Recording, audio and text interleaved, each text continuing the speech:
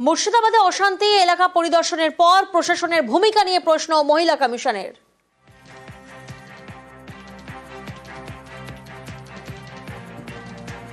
पश्चिम बंगाल की सरकार को तत्काल दृढ़ता के साथ कार्रवाई करने का मैं आग्रह करती हूँ। इन सभी महिलाओं की, वहाँ के लोगों की, बच्चों की जो सुरक्षा है, उस सुरक्षा का ध्यान रखना और सुरक्षा के साथ साथ सम्मान देना ये सरकार की न्यायिक जिम्मेदारी भी है कि वो अपने सभी लोगों को न्याय देने के लिए वो अपना काम करे। मैं पश्चिम बंगाल के महिला आयोग को भी सूचना करती हूँ कि आप उस क्षेत्र में जाइए, उन महिलाओं का दर्द समझ कर लीजिए, उनकी पीड़ा समझ कर लीजिए, उस मुद्दों को भटकाने की कोशिश न करें। अगर उनसे होता है तो वो उन सभी महिलाओं के बच्चों के साथ जाके खड़े रहे। इस विषय की कोई राजनीति नहीं होनी चाहिए। उन महिलाओं के साथ सरकार कितनी खड़ी रही है, कितने लोग उनको मिलने के लिए गए हैं, उनके सुरक्षा के लिए और उनके सम्मान के लिए क्या कदम उठाए गए हैं। वो लोग कब तक बाहर रहेंगे डर के मारे? डर के बिना अच्छा माहौल उनको कब मिलेगा? পাল্টা জাতীয় মহিলা কমিশনকে দলদাস বলে আক্রমণ তৃণমূল নেতা কুণাল ঘোষের। মহিলা কমিশন, জাতীয় মহিলা কমিশন যারা এসছেন তারা দলদাসের ভূমিকা পালন করছেন। তারা বাংলা ছাড়া কোথাও যান না। বাংলায় রাজনীতি করতে পাঠানো হয়, কারণ বাংলায় এসে বাংলার বদনাম করলে রাজ্যসভায় টিকিট দিয়ে তাদের প্রাইজ দেওয়া হয়। রেখা শর্মার ক্ষেত্রে আমরা এসব দেখেছি। যখন মণিপুরে হয়, যখন অন্য রাজ্যে হয়, উত্তরপ্রদেশে হয় নারী নির্যাতন, তখন যান না। এই নিয়ে কোনো রাজনীতি করে কুৎসা করে লাভ নেই। এই জাতীয় মহিলা কমিশন এরা পলিটিক্যাল অ্যাসাইনমেন্টে এসছে। এদের কাজ ওখানে যাও, মিথ্যা কথা সাজাও, সাদা কাগজে সই করাও, কুৎসা করো, তাহলে তোমাদের রেখা শর্মার মতো রাজ্যসভায় পাঠাবো, অমুক জায়গায় পাঠাবো, এই করতে এখানে এসছে। ওদের মালদা মুর্শিদাবাদ পরিদর্শনের পর রাজভবনে জাতীয় মহিলা কমিশনের সদস্যরা অশান্তির বর্তমান পরিস্থিতি থেকে মহিলাদের নিরাপত্তা নিয়ে কথা হয়েছে রাজ্যপালের সঙ্গে। সাক্ষাতের পর জানান জাতীয় মহিলা কমিশনের চেয়ারপারসন। आज हमने गवर्नर साहब को 2 दिन का जो प्रवास हुआ है, जो अनुभव वहाँ पे हमने देखे हैं, हमने सुने हैं, उसके बारे में मैंने उनको सब कुछ अवगत किया है। और उनको मैंने ये भी कहा है कि पश्चिम बंगाल की सरकार ने महिलाओं के परिवारों की रक्षा के लिए बहुत सख्त कदम उठाने की जरूरत है ताकि उनको राहत मिले। उन्होंने ये कहा है कि सरकार ने ये जरूर करनी चाहिए और महिलाओं की सुरक्षा, परिवारों की सुरक्षा हमारी प्राथमिकता होनी चाहिए। रिपोर्ट जैसे तैयार होती है तो उसके बाद उनके पास भी चली जाएगी। फिर से आएंगे यहाँ पे? जरूरत पड़ती है तो आना पड़ेगा। মুখ্যমন্ত্রীর শান্তির বার্তা, বিজেপি নেতাদের গলায় অস্ত্র হুঙ্কার, আর এই নিয়েই রাজনৈতিক হাওয়া গরম।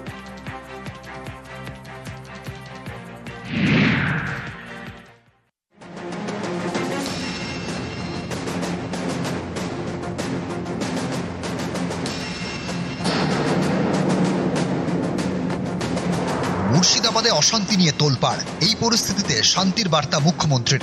শনিবার এক খোলা চিঠিতে মমতা বন্দ্যোপাধ্যায় লেখেন, আমার আবেদন, দয়া করে ধীর ও শান্ত থাকুন। পারস্পরিক অবিশ্বাসের বাতাবরণও এড়িয়ে চলতে হবে।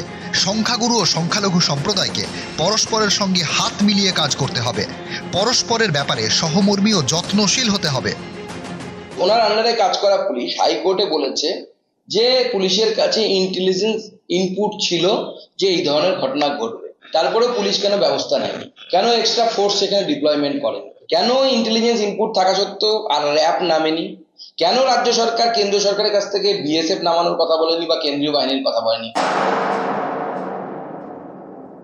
বাংলাদেশ বর্ডার এলাকা মুর্শিদাবাদের হিন্দু সংখ্যালঘু গ্রামগুলিতে গ্রাম রক্ষী কমিটি করে প্রশিক্ষণ দিয়ে অস্ত্র লাইসেন্সের অস্ত্র তুলে দেওয়া উচিত। আত্মরক্ষার অধিকার সবার আছে।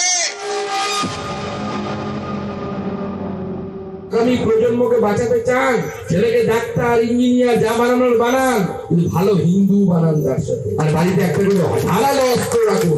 আক্রমণ হলে নিজের আত্মরক্ষার অধিকার তো আছে আমাদের। বাঁচতে তো হবে, আপনাকে পুলিশ আসা পর্যন্ত তো বাঁচতে হবে।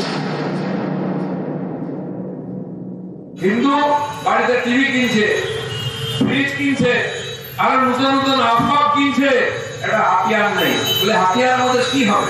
আমরা তো বলি যাওয়ার জন্য জন্মেছি, কিছু হলে পুলিশ পুলিশ পুলিশের ভয় রেখে তোমাদের মাথায়, ভগবানও তোমাদের মাথায়। রাজ্য স্তরের নেতাদের অস্ত্র নিদান, একই সুর বিজেপির জেলার নেতাদের গলাতেও। আগামী দিন আমি সমগ্র জেলার শুধু হিন্দু নাগরিকদের উদ্দেশ্যে বলবো, আপনারা হাতে হাতে নিজেরা একটা করে যন্ত্র রাখবেন। যন্ত্র বলতে আপনারা যদি খারাপ ভাবতে পারেন, যন্ত্র বলতে নিজেদের আত্মরক্ষার জন্য মোটরসাইকেল যন্ত্র থাকে, পাখা থাকে গরমে হাওয়া খাওয়ার জন্য, এইসব যন্ত্র আছে। আমি তো একবারও বলি না যে অস্ত্র রাখুন। 2026-এ আপনাদের আহ্বান করছি, আপনাদের সেই গণতন্ত্রের চাকুকে শান দিয়ে রাখুন। 2026-এ যখন বিধানসভা ভোট হবে সেই চাকু চালাবেন। গণতন্ত্রের চাকু হচ্ছে যেদিন ভোট হবে সেদিন এই যে গণতন্ত্রের চাকুতে শান দিয়ে যেন পদ্মফুল চিহ্নে ভোট দেয়, সেই জন্য জনগণকে আহ্বান করলাম। নিয়োগ দুর্নীতি এবং মুর্শিদাবাদে অশান্তির ঘটনার প্রতিবাদে শনিবার বিকেলে বাঁকুড়ায় মিছিল করে বিজেপি। সেই মিছিলের পরে নেতারা সুর চড়ান। এদিকে শনিবার রাতে কলকাতার ভবানীপুরে মিছিল করে বিজেপির যুব মোর্চা। সেই মঞ্চ থেকে সুর চড়ান শুভেন্দু অধিকারী। পাকিস্তানের সীমান্তবর্তী কাশ্মীরের গ্রামগুলোতে 0 পয়েন্টে যদি ভারত সরকার আধা সামরিক বাহিনী গ্রাম রক্ষী কমিটি করে প্রশিক্ষণ দিয়ে লাইসেন্স বন্দুক তুলে দিতে পারে, তাহলে বাংলাদেশ বর্ডার এলাকা মুর্শিদাবাদের হিন্দু সংখ্যালঘু গ্রামগুলিতে তাদেরকেও গ্রাম রক্ষী কমিটি করে প্রশিক্ষণ দিয়ে লাইসেন্সের অস্ত্র তুলে দেওয়া উচিত। আত্মরক্ষার অধিকার সবার আছে। দায়িত্বজ্ঞানহীন সস্তা চটকদারি মন্তব্য। ওয়াকফ বিল নিয়ে মানুষের ক্ষোভ ছিল, কর্মসূচি ছিল, তার মধ্যে সেইটাকে সুযোগ নিয়ে পরিকল্পিত একটা লার্জার কনস্পিরেসির অঙ্গ হিসেবে ঢুকে এই গন্ডগোলটা করে দিয়ে তারা চলে গেল। দুদিন আগে এক কথা বললেন, আজকে আবার অশান্তি ছড়াতে নেমেছেন যে অস্ত্র দিয়ে প্রশিক্ষণ দেওয়া হোক কাশ্মীর সীমান্তের মতো।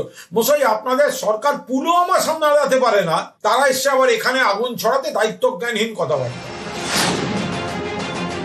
নিউজ 18 বাংলা।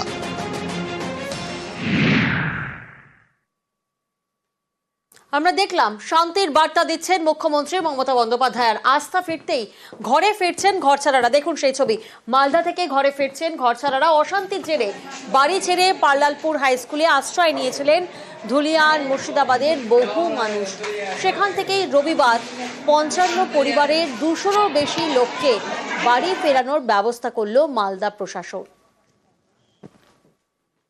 গতকাল বিকেলবেলা পর্যন্ত 215 জন আমাদের এখানে এই পার্লালপুর হাই স্কুলে আশ্রয় নিয়েছিল। তারা আজকে সবাই বেরিয়ে যাচ্ছে। আমাদের যেটা বলা ছিল যে কেউ যদি যেতে চায় তাকে একেবারে সিকিউরিটিটা সুনিশ্চিত করে যাতে পাঠাতে পারি, সেই জন্য আমরা পার্লালপুরে ঘাটে নৌকা রেডি রেখেছি। ওদেরকে একদম আমরা ধুলিয়ান ঘাট পর্যন্ত পৌঁছে দেব। আস্থা ফিরতেই ঘরে ফিরছেন মুর্শিদাবাদের মহিলারা। কিছুদিন আগেই বাড়ি দোকান ভাঙচুর, লুট, আগুন দেখেছেন গ্রাম। আতঙ্কে ঘর ছেড়ে পালিয়েছেন মালদায়। গ্রামে এখনো কেন্দ্রীয় বাহিনী ও পুলিশ মোতায়েন রয়েছে।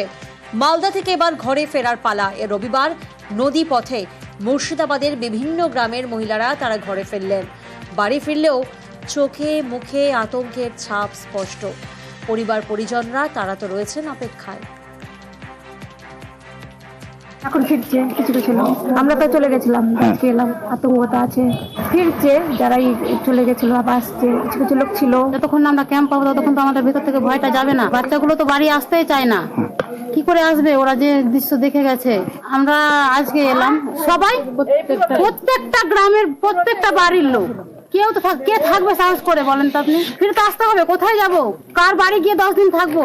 10 দিন থাকতে দিবে, 15 দিন থাকতে, তার বেশি তো দিবে না। তারপর তো আমাদেরকে গ্রামে ফিরতেই হবে।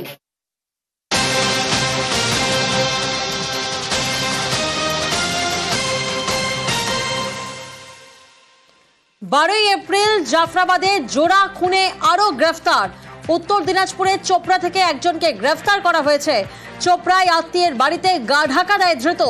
এসটিএফ এর জালে খুনে অভিযুক্ত জিয়াউল। আর এই নিয়ে জাফরাবাদে জোড়া খুনে এখনো পর্যন্ত গ্রেফতার 4 জন। 12 এপ্রিল জাফরাবাদ জোড়া খুনে আরও একজনকে গ্রেফতার করা হয়েছে। উত্তর দিনাজপুরের চোপড়া থেকে ধৃত এক। এই পরিবারগুলো কি কতগুলো এসছে? 100 জনের উপরে আছে অ্যাজ অফ নাও। 12 তারিখে বিকেলের পরে আর কোনো অশান্তি এখনো পর্যন্ত অ্যারেস্ট হলো। 287 ছিল আর আরো 2জনকে অ্যারেস্ট করা হয়েছে গতকাল। কত কেসে একটা বললাম, আরেকজনকে অ্যারেস্ট করা হয়েছে। বাজারঘাট স্বাভাবিকভাবে খুলছে, আপনারা দেখছেন ট্রাফিক বেশ ট্রাফিক আছে টাউনে। লাইফ নর্মালি আপনি বলতে পারেন। রবিবার জাফরাবাদে নিহতদের বাড়িতে যায় তৃণমূলের প্রতিনিধি দল। 12 এপ্রিল জাফরাবাদে বাবা ছেলেকে কুপিয়ে খুন করা হয়। নিহত হরগোবিন্দ দাস, চন্দন দাসের পরিবারের সঙ্গে এদিন সাক্ষাৎ করেন তৃণমূলের প্রতিনিধিরা। দলে ছিলেন রাজ্যসভার সাংসদ সামিরুল ইসলাম, জঙ্গিপুরের সাংসদ খলিলুর রহমান সহ অন্যান্যরা। আক্রান্তদের পাশে থাকার বার্তা। মুখ্যমন্ত্রী বলেছেন বা আরও সাধারণ মানুষের মুখ থেকেও শুনেছি আর কি, এটা প্রশাসনকে আমরাও তুলে ধরেছি, প্রশাসন বিষয়টা দেখছি। দেখুন, মানুষের মনের মধ্যে একটা এই সময় একটা যে তাদের মনের মধ্যে দুঃখ বা একটা ক্ষোভ যে আছে না, তার বসে ফলে এটা কথাটা এসছে আর কি। আদারওয়াইজ আমাদের যে রাজ্য সরকার প্রতিটি পরিবারের পাশে ছিল, আছে এবং আগামী দিনেও থাকবে। নৃশংস সুদখোর, সুদের টাকা আদায় করতে গিয়ে নাবালকের গায়ে ফুটন্ত দুধ। অভিযোগ বিজেপি নেতার বিরুদ্ধে। পূর্ব বর্ধমানের দেওয়ানদিঘি থানার মালকিতা গ্রামের ঘটনা। এই গ্রামের বাসিন্দা উমাশঙ্কর সাউকে চড়া সুদের ঋণ দেন বর্ধমান উত্তরের 2 নম্বর মণ্ডলের প্রাক্তন সাধারণ সম্পাদক অমিত মাকড়। অভিযোগ, সুদের টাকা আদায় করতে উমাশঙ্করের দোকানে চড়াও হন বিজেপি নেতা। টাকা না পেয়ে দোকানে ব্যাপক ভাঙচুর করার অভিযোগ। দোকানে উমাশঙ্কর না থাকায় তাঁর নাবালক ছেলের গায়ে গরম দুধ ঢেলে দেওয়ার অভিযোগ বিজেপি নেতার বিরুদ্ধে। দগ্ধ অবস্থায় বর্ধমান মেডিকেলে ভর্তি নাবালক। ঘটনায় একজন গ্রেফতার হলেও পলাতক অভিযুক্ত বিজেপি নেতা অমিত মাকড়।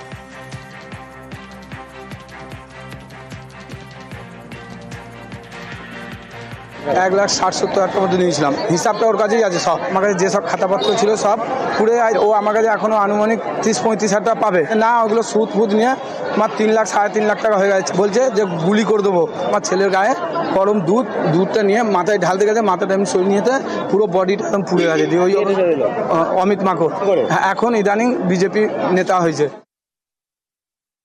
যে ঘটনাটি ঘটেছে অত্যন্ত দুঃখজনক। যে কাজটা করেছে এটা পুরোটাই তদন্ত সাপেক্ষ, যে এটা ইচ্ছে করে করেছেন, অ্যাক্সিডেন্টাল ঘটনা। প্রশাসন যেন এটা আইনানুগ ব্যবস্থা নিক। যদি আইনে এটা দেখা যায় যে তিনি অপরাধী, তাহলে দল এর সঙ্গে কোনো রকমভাবেই যুক্ত থাকেনি বা যুক্ত আজ অব্দি নেই। সুতরাং দলের তরফ থেকে কোনো রকমভাবে কোনো সমর্থন অপরাধীকে করা হবে না। নেতার দাদাগিরিতে ঘর ছাড়া, নেতার চাপে নিজের বাড়ি থেকে ঘর ভাড়া নিয়ে থাকতে হচ্ছে বলে অভিযোগ। ইংরেজ বাজারের বাগবাড়ি এলাকার ঘটনা। পুলিশের বিরুদ্ধে গাফিলতির অভিযোগ পরিবারের। অসহায় পরিবার সুবিচার চেয়ে জেলা পুলিশ সুপারের দ্বারস্থ হয়েছে। যদিও অভিযোগ সম্পূর্ণ ভিত্তিহীন বলে দাবি করছে পঞ্চায়েত সদস্য। মেয়ে পালিয়ে বিয়ে করে নিয়েছে, আমার তো কোনো আপত্তি ছিল না। গ্রামবালাদের আপত্তি, মিটিং বসিয়ে ওরা মারপিট আমাদেরকে ঘরে ঢুকে নিয়ে করলো। তখন হসপিটালে ভর্তি হয়েছিলাম। এইটা তৃণমূলের মেম্বার আছে জয়ন্ত সরকার। বাড়ি যাব, বাড়িতে থাকবো, কতদিন আমরা এইভাবে থাকবো? প্রধানের কাছে সবার কাছে রিপোর্ট জানানো আছে। ভয়ের চোটে আমাকে বাড়ি ছাড়তে হলো। কি বারে বারে যাচ্ছি, বারে বারে মারধর করছে। আমার ছেলেকে মারলো, আমার স্বামীকে মারলো, আমাদেরকে মারলো। মারার পরে আমরা ভয়ে কিন্তু বেরিয়ে গেলাম। ওদের ইচ্ছা আছে যে আমি এই ঘরটা ক্লাবে নিয়ে নিব, বাড়িটা লওয়ার জন্য। বলছে কি যে এটা বাড়ি কি তোর? এটা তো আমার বাড়ি। তালা মেরে দিয়েছে বাড়িতে। আমরা চাইছি যে আমি বাড়িতে থাকবো, আমি তার অন্যায় করিনি। বাড়ি দখল করার আমি কে? আমি জনপ্রতিনিধি, আমি একে বাড়ি দখল করার জন্য আমি না। এরা মিথ্যা অভিযোগ করেছে। এটা গ্রামের লোকজন যেটা ভালো বুঝেছে ওরা সেটা ওরা মানে উচ্ছেদ করেছে। এই বাড়িতে মানে অসামাজিক যেটা হতো সে পাড়ার লোক দেখেছে দখলের। এটা পুরোপুরি মিথ্যে কথা। যেন পুলিশ ভালো করে তদন্ত করুক যে কি মিথ্যে আছে না সত্যি আছে, এটা ঠিক বেরিয়ে যাবে। লোকেদের বাড়ি ঘর দখল করার যে মানসিকতা সেটা ছাড়ুন এবং আইনকে আইনের পথে যেতে দিন। তাদের কোনো যদি অবজেকশন থাকে এলাকার লোকের, তাহলে তারা থানায় যাক, পুলিশ সে কেস দেখবে। নিজেরা কেন আইন দখল করছেন কি জন্য? এরপরে সাধারণ মানুষ যদি আইন হাতে নেয় তখন আপনারা কি করবেন?